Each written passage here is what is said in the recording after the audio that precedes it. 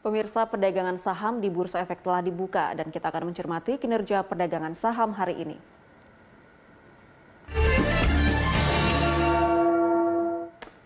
Ya, dan untuk mengetahui pergerakan saham hari ini, kita kembali bergabung bersama Direktur Ekuator Suwarna Investama, Hans Kue. Selamat pagi, Pak Hans. Ya, selamat pagi, Bu. Ya, Pak Hans, tadi IHSG kembali dibuka melemah, ini melanjutkan pelemahannya pada penutupan perdagangan kemarin. Bagaimana prediksi Anda untuk pergerakan IHSG hari ini? Ya, nampaknya kita mengikuti pergerakan yang terjadi di bursa regional dan global gitu ya. Kita lihat Wall Street mengalami pelemahan.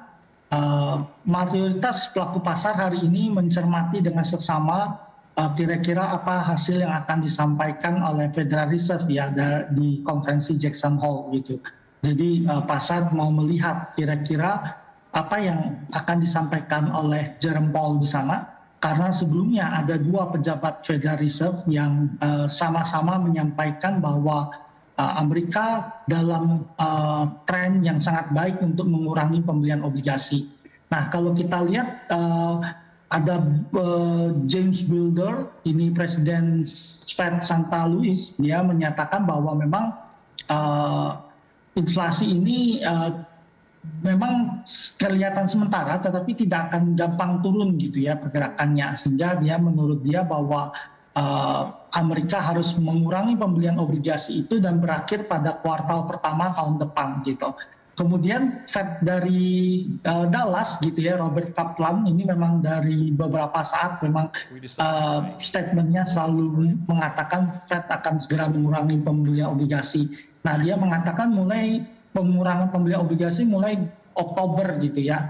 Dan ini lebih cepat ya dari perkiraan orang yang memperkirakan tahun depan gitu. Dan mereka biasanya kan Fed bisa ngurangin itu kan sekarang 120 miliar US dollar. Kalau dia pengurangan itu bisa 10 miliar atau 20 miliar gitu.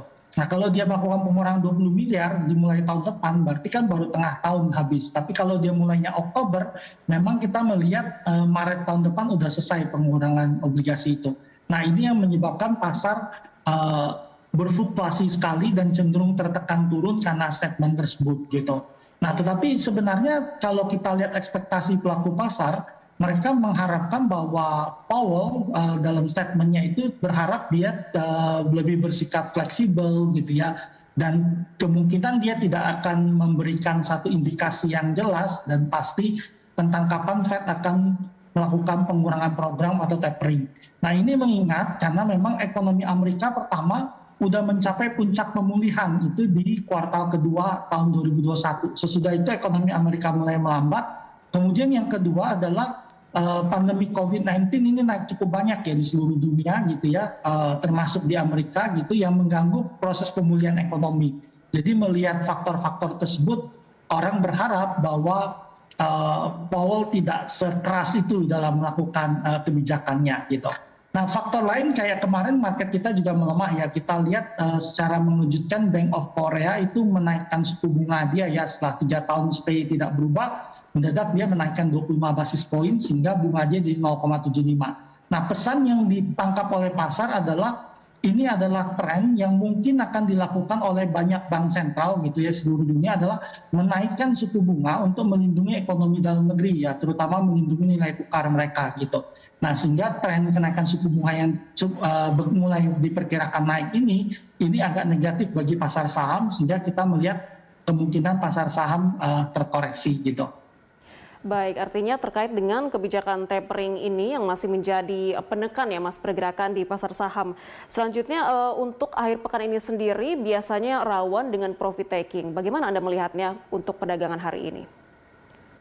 Ya, memang kalau kita perkirakan hari ini indeks kemungkinan akan terkoreksi turun gitu ya.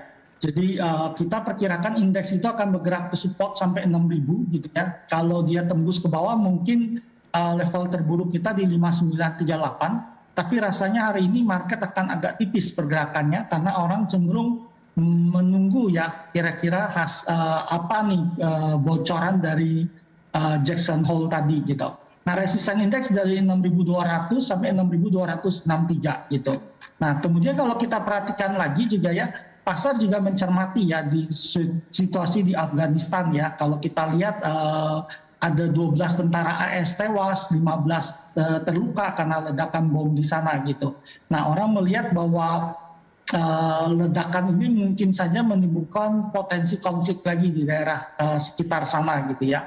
Dan kalau kita lihat ini dari Pentagon menyatakan bahwa serangan di Bandara Kabul ini adalah serangan sangat mematikan gitu ya, mematikan gitu. Jadi ini juga terkait dengan upaya Amerika kan lagi melakukan evakuasi di sana dan ada serangan. Nah, mungkin ini akan menyebabkan potensi konflik memanas lagi di sekitar Afghanistan.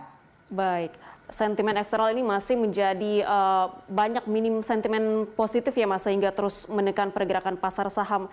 Selanjutnya kita beralih ke pergerakan atau rekomendasi saham. Ini ada banyak emiten yang melakukan rights issue dan juga buyback saham. Seperti apa pendapat Anda?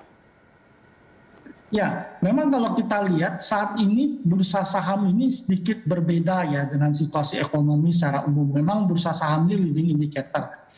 Ketika orang di rumah, kemudian kita lihat orang beraktivitasnya turun, tapi sebagian orang itu malah tabungannya bergerak naik. Itu kelihatan dari dana pihak ketiga yang bergerak naik. Sehingga bursa saham kita cukup ramai pergerakannya. Dan ini banyak dimanfaatkan oleh emiten gitu ya untuk mulai melakukan right issue. Dan kemarin kalau kita lihat IPO dari Bukalapak itu kan cukup sukses ya, merising fund sampai 21 triliun gitu ya. Sehingga kita melihat optimisme yang sangat besar di bursa saham kita. Nah, ini yang dipakai. Jadi kalau kita lihat banyak emiten yang go public itu berhasil mendapatkan dana ya dari publik gitu. Jadi ini yang menyebabkan orang melakukan right issue. Nah, yang kedua adalah memang orang bisnis kembali mulai jalan dan ekspektasi cukup besar bahwa tahun depan bisnis akan kembali jalan gitu ya, sehingga ini periode mereka mulai raising fund sehingga bisnis tahun depan bisa jalan gitu. Salah satu faktor yang meningkatkan risk appetite investor adalah hari Senin kemarin Badan POM Amerika itu memberikan pemakaian penuh ya, izin pemakaian penuh untuk Pfizer dan BioNTech untuk vaksin mereka untuk COVID-19. Nah, dengan izin penuh ini kita lihat sekarang vaksin itu bisa lebih dipaksakan gitu ya. Jadi di Amerika itu mereka bisa dipaksa untuk melakukan vaksin karena sekarang izinnya pemakaiannya adalah penuh gitu. Nah, dengan hal tersebut kemungkinan Amerika untuk menang dari pandemi COVID itu lebih besar gitu ya. Sehingga kalau kita lihat itu menyebabkan perusahaan-perusahaan yang pro pertumbuhan ekonomi naik gitu. Nah, ini yang menyebabkan kita melihat ekonomi global akan membaik sehingga emiten-emiten dalam negeri rajin melakukan right issue ya di tengah euforia masyarakat investor retail Indonesia yang cukup tinggi. Baik, terakhir Pak Ans, rekomendasi Anda untuk saham yang menarik diinvestasikan pada pekan depan. Ya, memang kalau kita lihat kita bisa membeli beberapa saham yang kelihatan udah ada di bawah gitu ya. Adaro ini saya rekomendasikan beli ya, 12.50, 12.60 gitu. Cut loss di bawah 12.10, target saya 13.40, 14.30 gitu. Memang komoditas ini salah satu yang akan diuntungkan ya kalau ekonomi global mengalami pemulihan.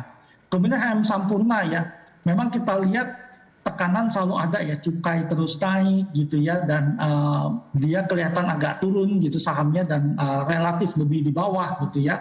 Padahal sebenarnya industri rokok di Indonesia itu masih tetap menarik gitu.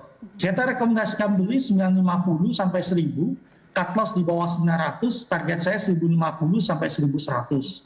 Kemudian saham lain adalah PTBA ya, sama energi kita rekomendasikan batu bara gitu ya, 2070 sampai 2140. Cut loss di bawah 1995, target saya 2270 sampai 2390. Kemudian yang berikutnya BBRI kita rekomendasikan beli juga ya, 3830 target sampai 3960. Cut loss di bawah 3700, target saya 4090 sampai 4390 untuk BBRI.